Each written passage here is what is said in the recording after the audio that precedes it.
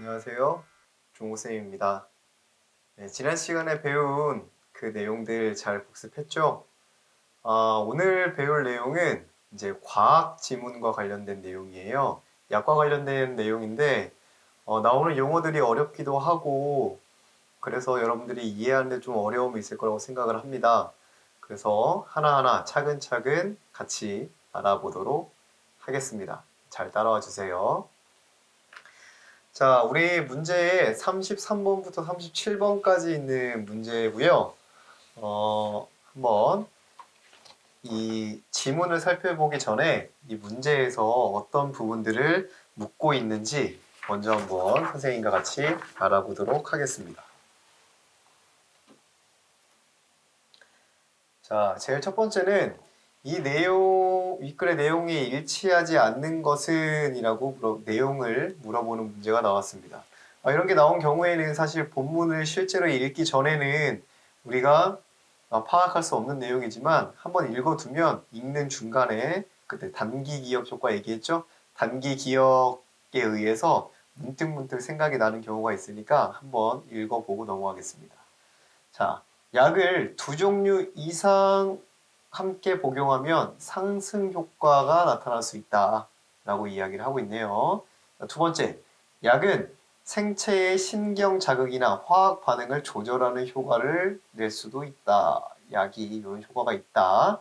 3번, 약은 생체에서 수용체와 결합해서 유익작용과 유해작용을 나타낼 수 있다. 4번, 약은 생체에 리간드와 유사한 물질을 포함하여 생체의 생물학적 반응을 조절할 수 있다. 5번, 약은 생체의 대사작용에 관여하는 물질을 제거함으로써 병원체를 직접적으로 죽게 할 수도 있다. 이 보기만 봐도 이 지금 본문 내용이 쉽지 않을 거라는 게 예상이 되지만 어쨌든 약에 관련된 거, 약의 어떤 효과, 약이 어떻게 작용을 하는지 이런 것들과 관련된 본문이라는 내용은 조금 이제 예상이 되었습니다.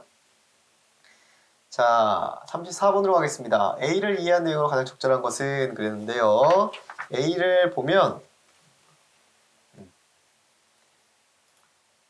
여기 제일 위에 부분인데요. 이 부분을 읽으면서 우리가 문제를 해결하면 되는 문제인데 이 부분은 가장 윗부분에 있기 때문에 우리가 저 부분을 읽고 바로 이 문제를 해결할 수 있겠죠. 이거는 나중에 보도록 하겠습니다.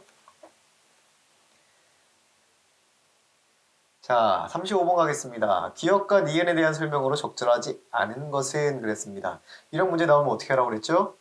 예, 맞습니다. 자, 본문에서 기억과 니은을 한번 찾아봐야겠죠? 한번 찾아봅시다. 자, 기억. 자, 기억이 여기 있네요. 설파제라고 하는 이야기입니다. 자, 니은 한번 볼까요? 니은은 뉴클레오사이드 유도체를 포함하는 항바이러스제라고 합니다. 아이고, 말도 굉장히 어렵습니다. 얘네들에 대한 설명으로 적절하지 않은 것은 이라고 되어 있으니까요. 이 부분을 읽을 때 여기하고 이 설파제가 나와 있는 부분과 이 뉴클레오사이드 유도체를 포함한 항바이러스제가 설명되어 있는 이 부분에 좀 더 중점적으로 읽으면서 이 문제를 해결해야겠다라는 걸 여러분들 파악할 수 있을 겁니다.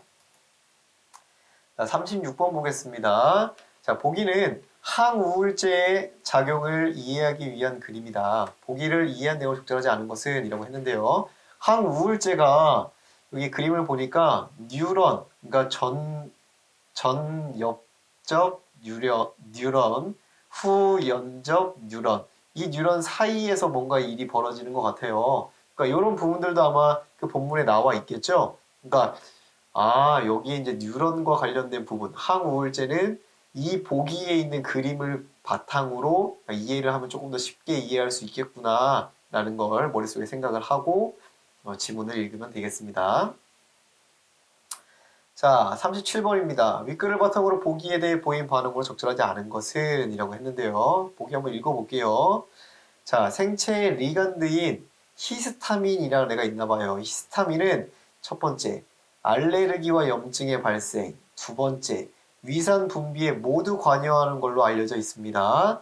근데 요거와 이제 싸우기 위해서 만들어진 약, 메피라민이라는 것은 1번, 알레르기와 염증에는 효과가 있어요. 그런데 위산 분비 조절에는 효과가 없었다라는 겁니다. 이해되시나요?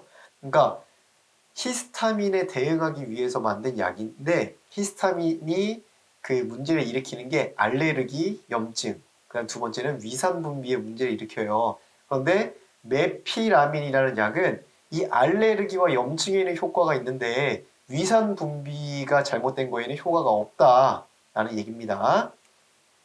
이에 연구자들은 히스타민과 친화성을 갖는 두 종류 이상의 수용체가 있을 것이라고 가정했대요. 왜 그랬을까요? 이 히스타민이 두 가지 지금 작용을 하고 있죠. 그러니까 우리 신체에 있는 두 가지 수용체와 반응을 할 것이다. 그렇기 때문에 그 두 가지에 영향을 미치는 것이다 라고 가정을 한 거죠. 그래서 위산 분비를 조절하는 새 항히스타민 약을 개발하였다. 그러니까 아까 얘기한 것처럼 그 메피라민이라고 하는 기존에 있었던 항히스타민 약은 위산 분비에 효과가 없었던 거예요. 그렇다 보니까 위산 분비까지도 조절을 할 수 있는 새 항히스타민 약을 개발했다라는 이야기가 되겠습니다. 보기 내용 이렇고요. 윗글을 바탕으로 하라고 했으니까 윗글의 내용을 한번 읽어봐야 될 것 같습니다. 윗글로 한번 가보죠. 자, 한번 같이 보겠습니다. 자, 약은 생체의 작용에 영향을 미쳐 생물학적 효과를 나타내기 위한 목적으로 이용하는 의약품이다. 자, 약이란 이런 거라고 합니다. 자, 약이라는 애가 나오네요. 자, 생체에서 수용체와 결합하여 유익작용과 유해작용을 나타내는 작용을 취하기도 한다. 이거 어디서 들어본 얘기 아닙니까? 약은 생체에서 수용체와 결합해서 유익작용과 유해작용을 나타낸다. 아까 어디 있었죠? 자, 여기 약은 생체에서 수용체와 결합하면서 유익작용과 유해작용을 나타낼 수 있다. 이건 적절한 얘기가 되겠습니다. 다시 본문으로 넘어가 볼게요. 이 경우에 약은 생체의 리간드와 유사한 화학적 분자 구조를 가진 성분을 포함하기도 하는데 이러한 성분으로 인해 약은 생체 내에서 리간드로 기능하게 된다 라고 되어 있습니다. 자, 약은 리간드와 비슷한 역할을 한다고 해요. 그럼 어떤 비슷한 역할, 리간드는 그럼 어떤 역할을 하는지 알아야겠죠? 한번 보겠습니다. 여기서 리간드라고 하는 애는 수용체와 결합하여 신경 자극이나 화학 반응과 같은 생물학적 반응을 촉발할 수 있는 물질이라고 한답니다. 자, 그러니까 이 리간드라고 하는 애는 뭐냐 하면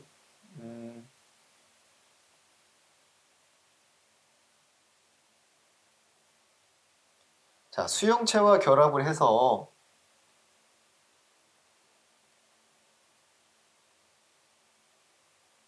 생물학적 반응을 촉발하게 되는 거예요. 생체 내에서 수용체와 친화성이 높은 리간드가 결합하면 리간드와 결합한 수용체의 작용에 의해 생체의 변화가 일어나기도 하고 자 여기 리간드와 결합한 수용체의 작용에 의해 생체의 변화가 일어나기도 하고 수용체에 의해 리간드의 구조의 변화 수용체에 의해서 리간드의 구조의 변화가 일어남으로써 이후 생물학적인 반응이 유도된다. 이러한 점에서 약은 특정 수용체와 결합할 수 있는 리간드를 인위적으로 생체에 증가시킨다. 보겠습니다. 약은 특정 수용체에 결합할 수 있는 리간드를 인위적으로 생체에 증가시킨다. 그래서 리간드와 결합한 수용체 수가 일정 시간 동안 일정 수준 이상이 되게 하여 효과를 낸다고 볼 수 있다. 이렇게 되어 있습니다. 여기까지가 지금 A였죠. A와 관련된 문제를 한번 풀러 가보도록 하겠습니다. 자, 34번이죠. 자, A를 이해한 대로 가장 적절한 것은 이렇게 되어 있습니다. 생체에서 리간드에 의해 수용체 구조의 변화가 일어나면 세포 기능의 변화가 일어난다. 자, 여기 한번 보겠습니다. 리간드에 의해서 수용체 구조의 변화가 일어난다고 했습니까? 아니죠.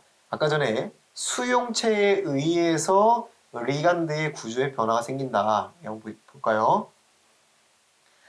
자, 리간드와 결합한 수용체의 작용에 의해서 생체 변화가 일어나고 그에 의해 리간드의 구조 변화가 일어난다. 이렇게 되어 있습니다. 그래서 이거는 적절하지 않다라는 걸 알 수 있지요. 자, 2번. 생체에서 생물학적 반응이 일어나면 수용체와 리간드는 동일한 화학 분자 구조로 변화한다. 이런 내용이 있었나요? 동일한 구조로 변화한다. 뭐 그런 이야기는 없었습니다. 그냥 구조 변화가 일어난다. 라고만 했었죠. 그래서 이것도 적절하지 않다. 자, 3번. 약을 복용하면 리간드와 결합된 수용체의 수가 일정 시간 동안 복용전보다 많은 정도가 유지된다. 여기 있었던 것 같습니다. 자, 약은 특정 수용체에 결합할 수 있는 리간드를 인위적으로 생체에 증가시킨다. 그래서 리간드와 결합한 수용체의 수가 일정 시간 동안 일정 수준 이상이 되게 만들어준다. 그러니까 증가시켜준다는 얘기지요. 그러니까 요거는 적절한 것 같습니다. 자, 약의 효과를 높이기 위해서는 약이 생체의 리간드와 친화성이 높은 리간드를 많이 포함하고 있어야 한다. 라고 되어 있는데요.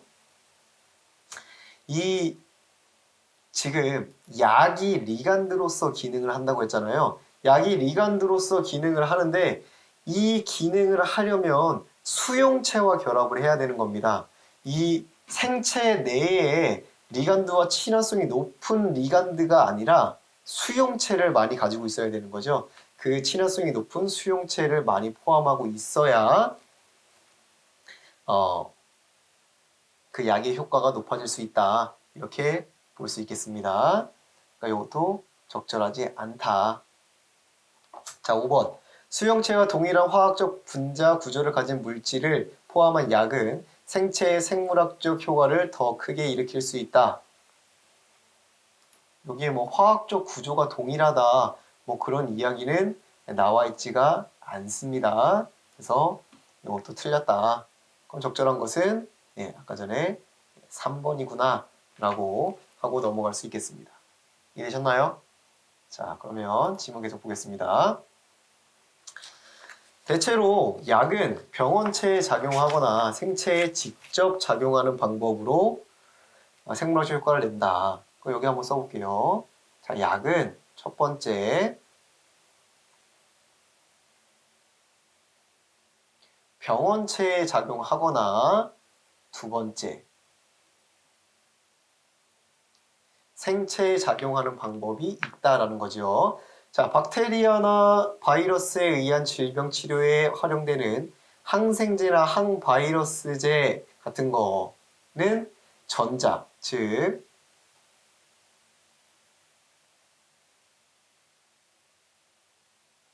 항생제나 항바이러스제 같은 경우에는 병원체에 직접적으로 적용하는 경우가 많다라는 겁니다. 가령 박테리아에 의한 질병 치료에 사용되는 설파제라는 애는 인간과 박테리아가 모두 대사 과정에서 엽산이라는 물질을 필요로 하는데 인간은 엽산을 섭취해서 사용할 수 있는데요. 박테리아는 엽산을 스스로 만들어야만 한다는 점을 이용한다는 겁니다. 자, 설파제. 얘는 지금 엽산과 관련되어 있는데요. 보겠습니다. 어떻게 차이가 있는지. 자, 박테리아는 엽산을 만들기 위해서 하나의 수용체를 가지고 있어요. 그런데 이 파라아미노 벤존산이라고 하는 이 물질이 그 수용체가 결합하면서 엽산이 된다고 합니다. 그런데 이 박테리아에 감염된 환자가 설파제를 복용하면 설파제, 얘가 화학적 변화를 거쳐서 아까 파라아미노 벤조산이라고 불리는 PABA와 분자 구조가 유사한 설파닐 아마이드로 만들어진다는 거죠. 얘가 체내에서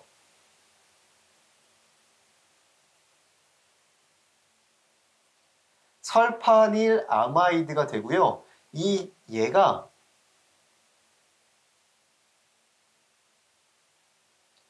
PABA보다 얘보다 먼저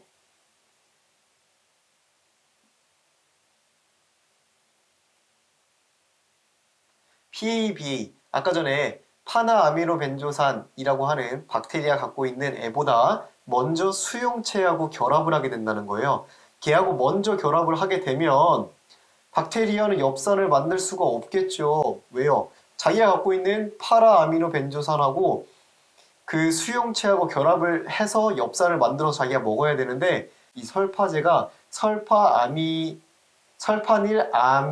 아마이드로 바뀐 상태에서 먼저 수용체와 결합해서 박테리아가 결합할 수 있는 그 수용체를 뺏어가기 때문에 엽산을 만들지 못해서 결국에 박테리아는 죽게 되는 거죠. 이해되셨나요? 말이 좀 어렵습니다.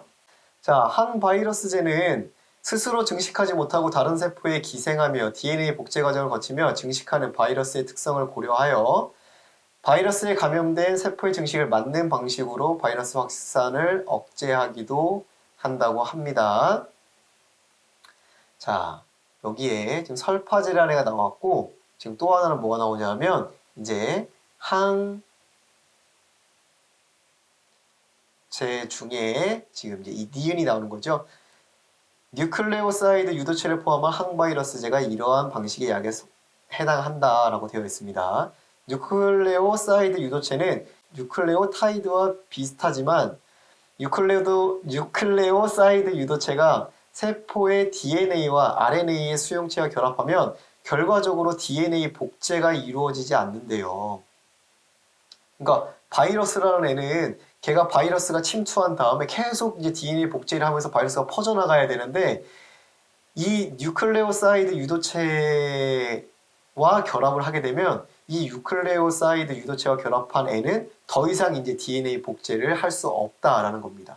DNA 복제를 하지 못하니까 걔는 이제 점점 줄어들다가 나중에 소멸하게 되겠죠.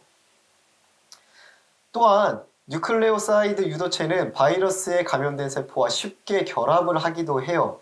아주 쉽게 결합을 하지만 감염되지 않은 세포와는 잘 결합하지 않아요. 이 말이 뭐냐 하면 이 아까 얘기한 것처럼 뉴클레오사이드 유도체는 얘하고 어떤 세포와 결합을 하면 더 이상 DNA 복제를 하지 않아요.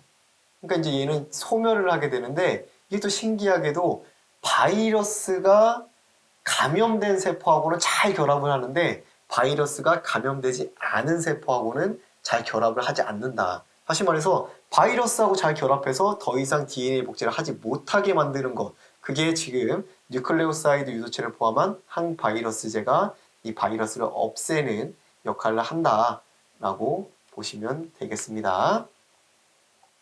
그래서 이 뉴클레오사이드 유도체는 바이러스에 감염된 세포들이 더 이상 증식하지 못하게 할 수 있다. 이래서 바이러스 확산을 억제한다. 이렇게 되어 있네요. 자, 여기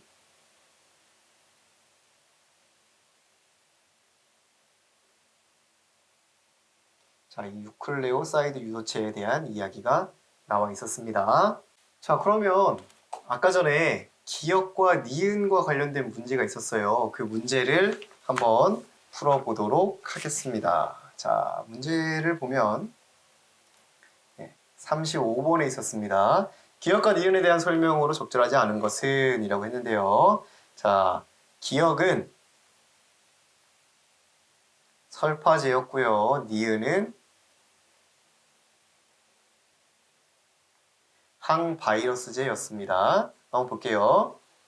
적절하지 않은 것은 자, 기억은 생체 내에서 화학적인 변화를 거친 후에 약효를 발휘한다 라고 되어 있습니다.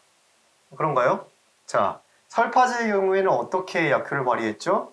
네, 여기 보시면 설파제는 설파닐 아마이드라는 물질로 먼저 바뀐 다음에 걔가 PABA보다 먼저 수용체와 결합함으로써 PABA로 엽산을 만들어야 하는 그 박테리아들을 엽산을 먹지 못하게 만들어서 없앤다고 했습니다. 다시 말해서 설파제가 설파닐 아마이드로 바뀌는 화학작용이 먼저 일어났다 그래서 이건 적절한 선지가 되겠습니다.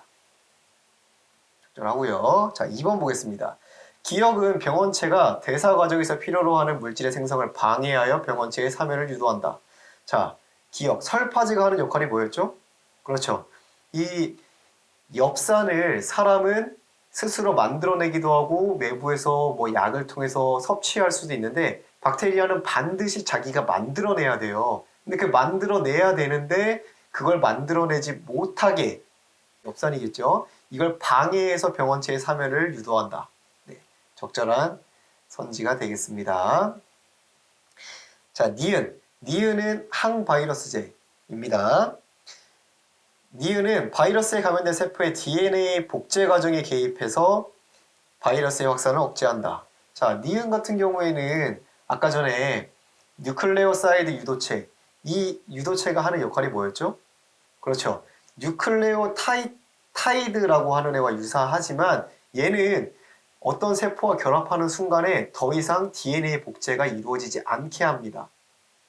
그 바이러스에 걸려있는 세포들과 아주 그 결합을 잘하고 그 결합을 한 뒤에는 얘네가 더 이상 DNA 복제를 할 수 없게 만든다. 그럼 여기 한번 다시 볼게요. 바이러스에 감염된 세포의 DNA 복제 과정. 그렇죠? 바이러스가 이제 점점 퍼지려면 DNA를 복제해야 되는데 이 항바이러스제가 더 이상 복제를 하지 못하게 함으로써 바이러스의 확산을 억제한다. 네, 이것도 적절한 선지가 되겠습니다. 자, 4번. 기역과 니은 모두 병원체와 병원체에 감염될 수 있는 생체의 차이를 활용해서 생물학적 효과를 낸다 라고 되어 있습니다. 자, 기역 같은 경우에 어떤가요? 이 병원체, 박테리아의 경우에는 엽산을 스스로 만들어내야 한다. 근데 그 스스로 만들어내야만 하고 생체는 만들어낼 수도 있고 자기가 섭취할 수도 있고 이 차이를 이용하는 거였고요. 그 다음에 항바이러스제 같은 경우에는 유도체에 바이러스가 걸린 세포가 좀 더 잘 결합하고 바이러스가 걸리지 않은 세포는 잘 결합하지 않는 그런 성질을 이용해서 바이러스가 걸린 세포가 결합한 뒤에 DNA 복제를 하지 못하게 만들어서 이 바이러스를 억제하는 그런 역할을 한다고 했습니다. 그래서 이 4번도 적절한 선지다 라고 볼 수 있겠습니다. 자, 그럼 5번 한번 볼게요. 5번이 아마 정답일 텐데요. 기역과 니은 모두 병원체와 생체가 공통적으로 필요로 하는 물질을 사용해서 병원체의 확산을 억제한다. 기역 같은 경우에는 그렇죠. 엽산을 생체와 바이러스 모두 필요로 하니까 그걸 가지고서 병원체 확산을 억제하는데 니은의 경우는 어땠습니까? 필요로 하는 물질을 가지고서 하는 게 아니라 걔가 더 이상 DNA 복제를 하지 못하도록 하는 걸 했었죠. 그러니까 공통적으로 필요로 하는 물질을 사용하는 것은 기역에만 해당하는 내용이었기 때문에 적절하지 않은 건 5번이 되겠습니다. 되셨나요? 자, 그러면 다시 본문으로 넘어가 보겠습니다. 한편 신경작용제는 신경전달 물질의 작용에 관여하는 방식으로 사람이나 정신에 영향을 주는 생물학적 효과를 나타내는 약이다. 이렇게 되어 있네요. 자, 신경전달 물질에 영향을 줍니다. 자, 하나의 뉴런에서 발생한 전기 신호는 뉴런의 말단에 도달하여 신경 전달 물질을 분비하게 하고 이러한 신경 전달 물질을 인접한 다른 뉴런에 존재하는 수용체에 화학 신호를 전달함으로써 인접한 뉴런 간의 신호를 전달하는 매개체의 역할을 한다라고 되어 있습니다. 그러니까 여기에 있는 이제 그림으로 다시 한번 설명하겠지만 지금 이 뉴런과 이 뉴런 사이에 전기 신호가 이렇게 오고 가는데 이 사이에 신경 전달 물질이 있다라고 하는 이야기죠. 우울증과 관련된 것으로 알려져 있는 신경 전달 물질인 세로토닌이나 노르에피네프렌은 보통 후연접 뉴런 수용체에서 기능을 다하고 전연접 뉴런에 재흡수되는 과정을 거치는데 이 과정에서 뉴런 간 연접 틈새에서 세로토닌이나 노르에피네프렌의 농도가 낮아지면 우울증이 나타난다 라고 되어 있습니다. 우울증이 나타나는 건 이 세로토닌이나 노르에피네프린의 농도가 낮아지게 되면 우울증이 나타나는구나 라는 걸 알게 되었어요.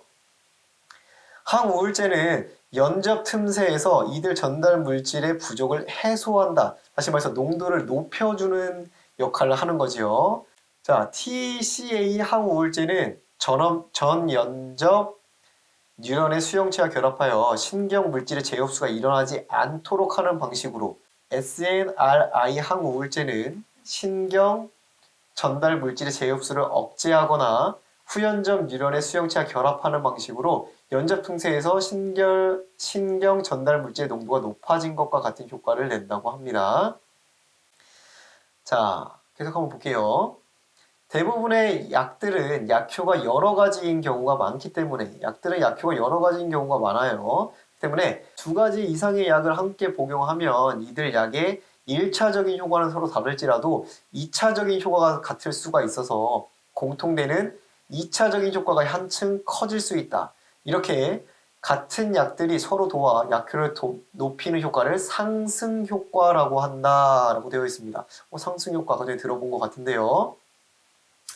이게 무슨 말이냐면 이런 거예요. A라는 약이 있고 약 B라는 약이 있어요. 근데 얘는 효과가 1, 2, 3, 4의 효과가 있는 것이고 이 B 같은 경우에는 3, 4, 5, 6의 효과가 있다. 그러면 이 한 명의 사람이 약 A도 먹고 B를 먹으면 지금 이 3번, 4번에 해당하는 약효가 지금 두 가지가 되는 거죠. 그래서 약이 좀 더 잘 듣게 되는 경우가 있다. 이런 걸 상승 효과라고 한다는 겁니다. 하지만 꼭 많이 먹는 게 계속 좋은 거냐? 그건 아니라는 겁니다. 그 다음에 나오죠.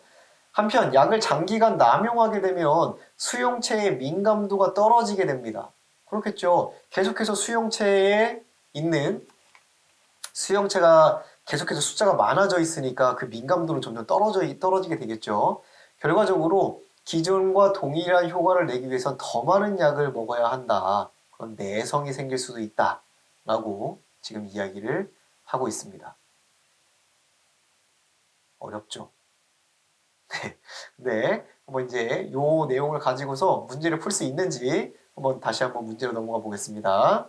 자, 33번부터 한번 보도록 하겠습니다. 자, 1번.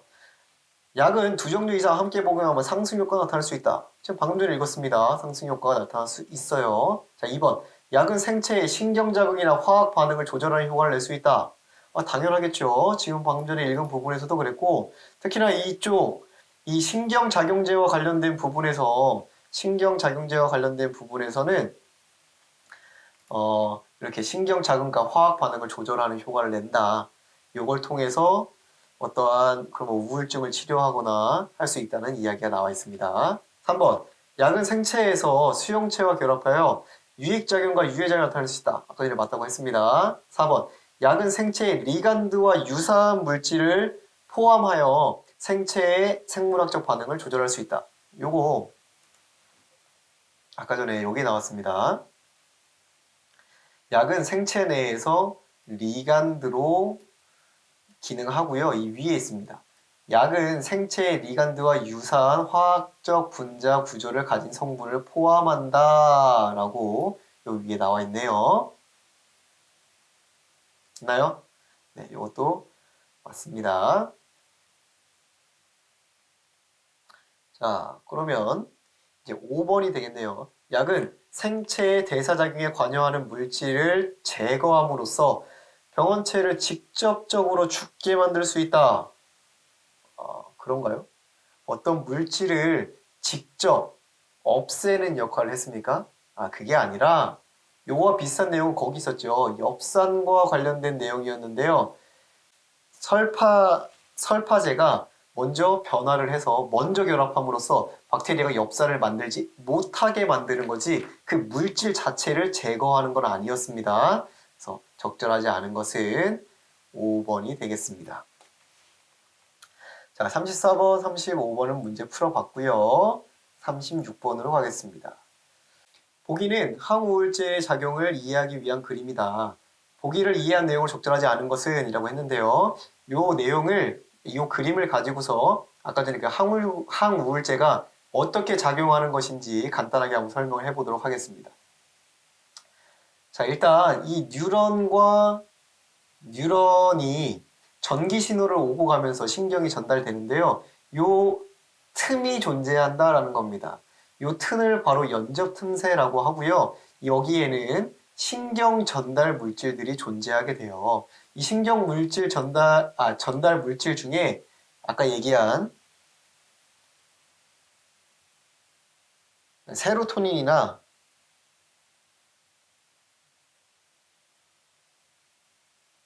노르에피네프렌이라고 하는 이런 신경 물질, 신경 전달 물질이 있다는 거죠.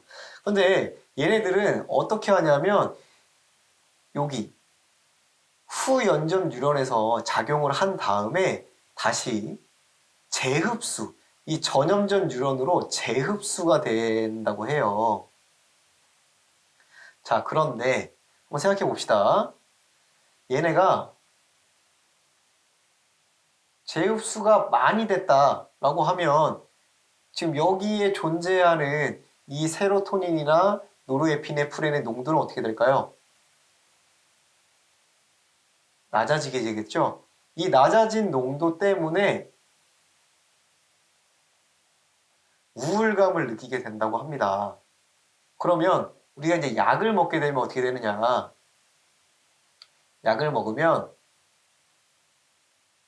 재흡수를 줄이게 되고 이 줄어든 만큼 농도는 다시 높아지겠죠?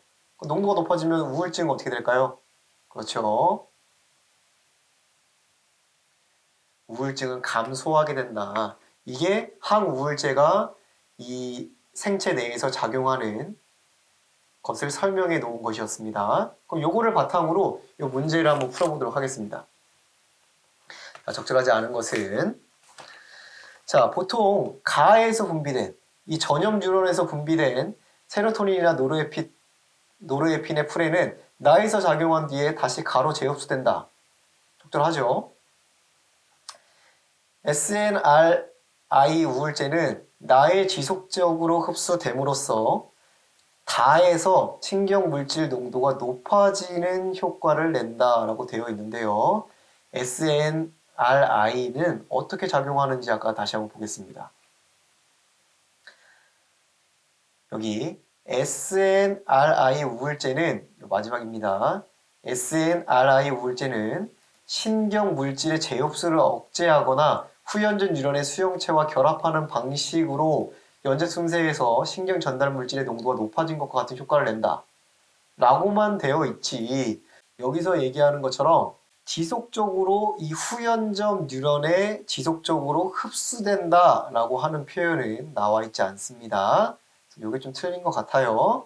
3번 보겠습니다. 우울증 치료를 위해서 다에서 세로토닌이나 노르에피네프렌의 농도가 높아지도록 하는 방식을 활용한다. 그렇죠.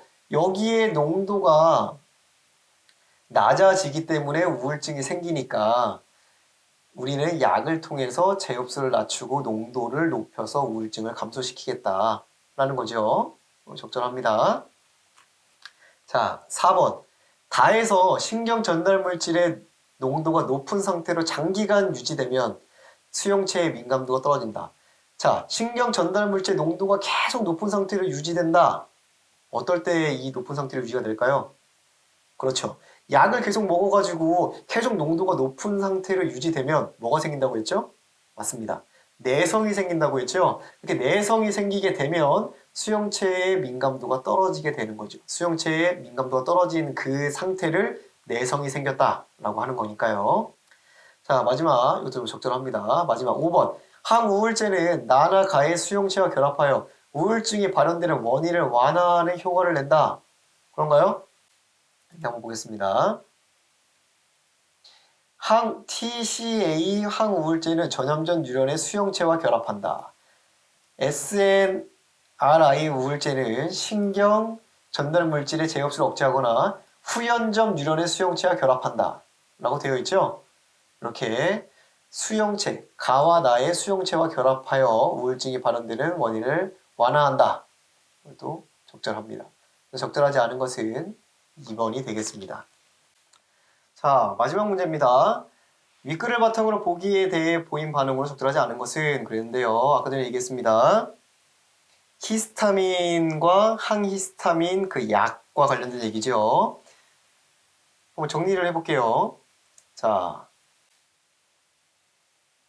히스타민이라고 하는 애는 뭐에 영향을 끼치냐면 알레르기, 염증, 그 다음에 위산 분비에 영향을 끼친다 라고 이야기를 했습니다. 그리고 여기에 메피라민이라는 약이 있는데요. 얘는 알레르기, 염증에만 역할을 한다는 거죠. 그러니까 이 약을 개발하는 사람들이 항히스타민이면 지금 요 위산과 관련되어 있는 애도 우리가 극복을 할 수 있어야 진정한 항히스타민 약이라고 할 수 있겠지 라고 하면서 이 약을 만드는데요. 이 약은 아까 얘기한 것처럼 메피라민이 갖고 있는 성질에다가 이 히스타민이 갖고 있는 성질 하나 더 추가하는 방향으로 약을 만들어야 할 겁니다. 그럼 그렇게 설명이 되어 있는데 적절하지 않은 걸 한번 골라보겠습니다. 1번 새 항히스타민 약을 개발한 연구자들, 이 약을 만든 사람들은 어떤 생각을 했을까? 히스타민이라는 게 알레르기와 염증 뿐만 아니라 위산 분비에 관여하는 수용체 모두와 친화성을 갖는다. 그렇죠. 이 히스타민이라고 하는 애는 이렇게 알레르기와 염증뿐만 아니라 위산까지도 영향을 미친다 라고 했으니까요. 이렇게 가정을 했겠지요. 그래서 새 항히스타민제는 위산 분비를 조절하는 약으로 만들었을 겁니다. 2번 적절하네요. 2번 메피라민은 위산 분비에 관여하는 수용체보다 알레르기와 염증에 관여하는 수용체와 친화성이 높았을 것이다. 그렇겠죠. 메피라민은 아까 어디에 효과가 있다고 그랬죠? 알레르기와 염증에 효과가 있다고 그랬습니다. 그러니까 위산 분비와는 관련이 없겠죠. 이것이 적절합니다. 3번 메피라민과 새 항히스타민 약은 모두 히스타민과 유사한 화학적 분자 구조를 가졌을 것이다. 그렇겠죠. 유사하니까 이런 성질을 갖고 얘는 이 세 가지 성질을 다 가질 수 있었겠죠. 이해되시나요? 메피라민 같은 경우에는 위산 분비와 관련된 건 없지만 알레르기나 염증과 관련된 부분은 비슷한 점이 분명히 있었을 겁니다. 적절합니다. 4번 메피라민과 새 항히스타민 약은 모두 생체에서의 위산 분비 조절을 1차적인 약효로 가진다. 아, 무슨 소리입니까? 메피라민은 위산 분비와 관련된 게 없다니까요. 그래서 새 항히스타민제 약을 만든 거죠. 적절하지 않은 건 4번인 것 같네요. 자, 5번 새 항히스타민 약은 메피라민보다 위산 분비에 관여하는 수용체와 더 높은 친화성을 가질 것이다. 당연하겠죠. 메피라민은 아까 얘기한 것처럼 위산 분비하는 효과가 없어요. 이 수용체와는 결합하지 않는다는 겁니다. 근데 새 항히스타민제 약은 위산 분비를 조절한다고 했죠. 위산 분비를 조절하려면 당연히 이 메피라민보다는 위산 분비에 관여하는 수용체와 높은 친화성을 가져야 했을 것입니다. 이해되셨나요? 자, 그래서 정답은 4번이 되겠습니다. 자, 이렇게 해서 오늘은 약과 관련된 문제를 한번 풀어보았는데요. 선생님이 발음하면서도 계속 그 단어가 이 입에 착 붙질 않아고 어려웠는데 아마 눈으로 읽을 때도 쉽지 않은 그런 제재였을 거예요. 여러분들이 쉽게 접할 수 있는 것들이 아니기 때문에. 하지만 이렇게 좀 어렵고 낯선 지문들을 계속 하다 보면 점점 그 핵심이나 내용을 파악하는 게 빨라지기도 하니까요. 포기하지 마시고 열심히 노력을 하시길 바랍니다.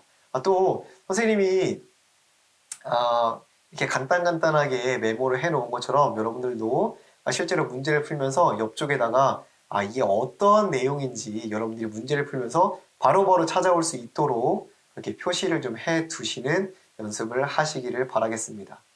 오늘도 고생 많았고요. 다음 시간에 우리 마지막 지문으로 다시 한번 만나도록 합시다. 안녕.